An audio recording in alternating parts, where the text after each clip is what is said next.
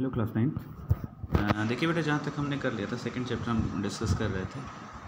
पिछली Google meet वाली class में आपसे मैंने डाउट्स लिए थे, कुछ लोगों ने पूछा था, जिसको डाउट था वो क्लियर हो चुका है अब तक। तो यहाँ से हम आगे अब प्रोसीड करना शुरू करते हैं 2.3.5 से। Is the dye in black ink a single colour sorry is the dye in black ink a single colour. Question ये है कि जो ब्लैक इंक होती है, ठीक है ना, उसमें जो डाई यूज़ होता है या जो डाई उसमें यूज़ है, we know that the ink is what ink is the mixture of what dye and water. तो ब्लैक कलर में क्या ब्लैक कलर में केवल एक ही कलर का डाई यूज़ होता है? ये क्वेश्चन है, ठीक है ना। हमें पता है जो इंक होता है वो डाई होता है in water, dye dissolve in water. तो क्वेश्चन ये है कि जो ब्लैक इंक है उसमें केवल एक ही डाई है, मतलब एक ही टाइप का डाई है, एक ही कलर का, या डिफरेंट टाइप का। तो इस क्वेश्चन को डिस्कस करने के लिए हम एक्टिविटी शुरू करते हैं। सी, एक नया टर्म आपको सुनने को आज मिलेगा, क्रोमेटोग्राफी। इसका थोड़ा सा आप कंफ्यूज ज़्यादा मत होना इसमें, अगर कुछ डाउट हो लेकिन यू कैन आस्क। सी, अगर कोई भी मन में क्वेश्चन उठेगा तो ज़रूर पूछें, लेकिन बहुत ज़्यादा कंफ्यूज मत होइएगा इसमें। क्रोमेटोग्राफी एक टेक्निक है जो हायर क्लासेस में ज़्यादा क्लियरिटी इसमें आती है, लेकिन फिर भी यहाँ जितना है वो ज़्यादा से ज़्यादा क्लियर होना चाहिए, क्योंकि यहाँ कोई कन्फ्यूज़न नहीं होना चाहिए। तो यहाँ जो जितना आपको जानना है और जो कन्फ्यूज़न है होगी अगर आपको, तो यू कैन आस्क। ओके, अभी एक्टिविटी शुरू करते हैं। Take a thin strip of filter paper लेंगे एक, ठीक है। Draw a line on it using a pencil approximately 3 centimetre above the lower edge. Lower जो एज है इसका, ये नीचे सबसे, सॉरी एक बार थोड़ा सा, जो लोअर एज ये रहा उससे 3 सेंटीमीटर ऊपर एक ड्रॉप ऑफ इंक, ठीक है ना, सॉरी, वहाँ हम क्या करेंगे, पेंसिल से वो लाइन खींच लेंगे, ठीक है ना। Put a small drop of ink water soluble that is from a sketch pen और फाउंटेन पेन से यहाँ इस पर इंक लगा लेंगे उसको, ठीक है ना। एक ड्रॉप का जो है सेंटर में, एकदम सेंटर में, इस लाइन के सेंटर में, ये जो ऐसे ऐसे लाइन खींची गई है 3 सेंटीमीटर, उसके सेंटर में इंक लगा लेंगे। फिर क्या करेंगे, थोड़ा देर सूखने के लिए छोड़ेंगे, लेट इट ड्राई क्यों कर रहे हैं? क्योंकि जो इसके वाटर मॉलिक्यूल हैं वो वेपराइज हो जाए और केवल वहाँ डाई बच जाए, ठीक है ना। Lower the filter paper into a jar, glass, beaker, test tube, मतलब किसी एक चीज़ में, ठीक है ना, containing water so that the drop of ink on the paper is just above the water level. ऐसा करना है कि जो इंक हमने लगाया है वो जो वाटर लेवल इसमें भरा होगा पानी, उससे जस्ट ऊपर हो, मतलब डूबा ना हो उसमें। एंड लीव इट अनडिस्टर्ब, छोड़ दिया जाए इसको। होता क्या है ना, ये जो फिल्टर पेपर होगा उसके बाद इसमें ये वाटर धीरे धीरे इसमें ऊपर चढ़ना शुरू हो जाता है, ठीक है ना। ये किया जा सकता है घर में, हालांकि फ़िल्टर पेपर होगा नहीं आपके पास, ठीक है, कोई बात नहीं, अनडिस्टर्ब छोड़ देना है। Watch carefully as the water rises up on the filter paper, record your observation. Separation of dyes in the black ink using chromatography is a technique by which we can separate the constituent of a ink या dyes of a ink using this method, ठीक है ना।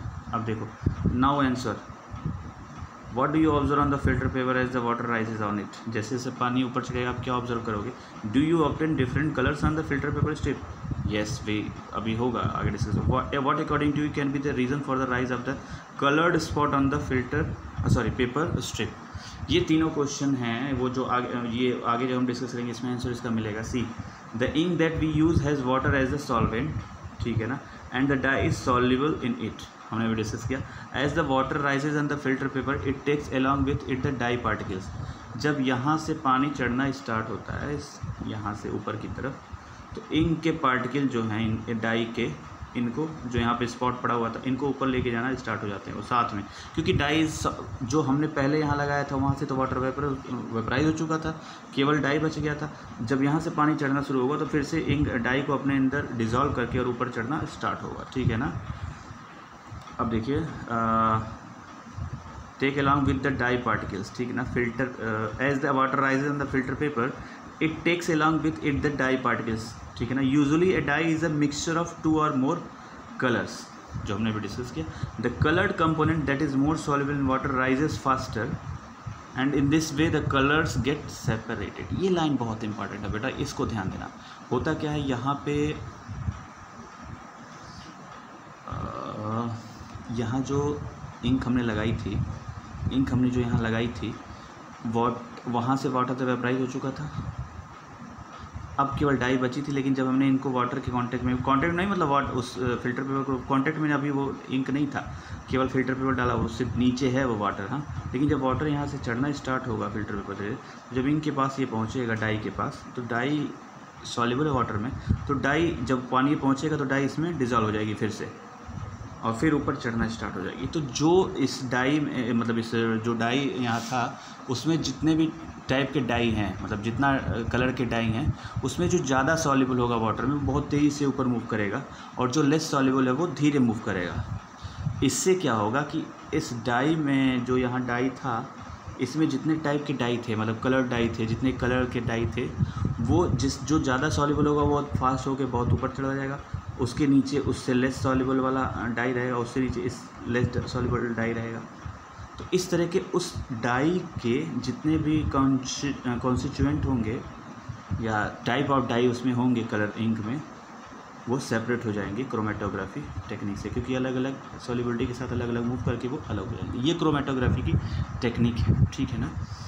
देखिए यहाँ मैं बताता हूँ। Usually dye is a mixture of 2 or more colours, the coloured component that is more soluble in water rises faster and in this way the colours get separated, जो हमने आपको अभी बताया, ठीक है ना। आगे चलते हैं।